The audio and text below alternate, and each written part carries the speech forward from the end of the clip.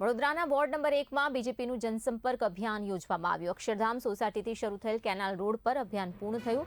ઉમેદવારો ઘરે ઘરે જઈ મત માંગતા જોવા મળ્યા। લોકોનો ઉમળકાભેર આવકાર પણ તેમને મળ્યો।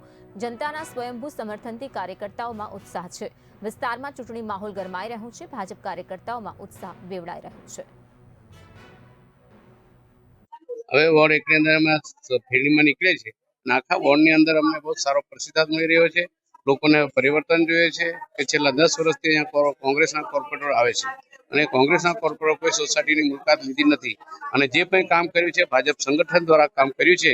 એટલે અહીંયા અમે જ્યાં જ્યાં ફરે છે ત્યાં લોકોને પરિવર્તન જોઈએ છે કે હવે 10 વર્ષથી કોંગ્રેસના કોર્પોરેટર છે, હવે ભાજપના કોર્પોરેટર લાવી અને વોર્ડના જે નાના મોટા પ્રશ્નો છે એ પ્રશ્નો નિકાલ કરે।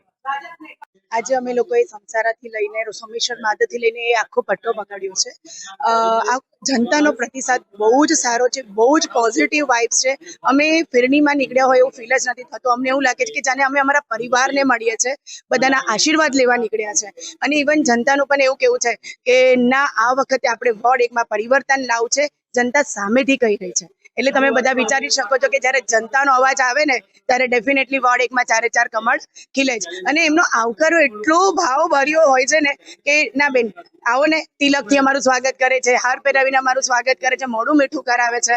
એટલે જનતાને પરિવર્તન જોઈએ છે અને એ કહેવાય છે કે પરિવર્તન એ સંસારનો નિયમ છે અને એ પરિવર્તન ચોક્કસ આ વખતે વોર્ડ 1માં આવશે જ।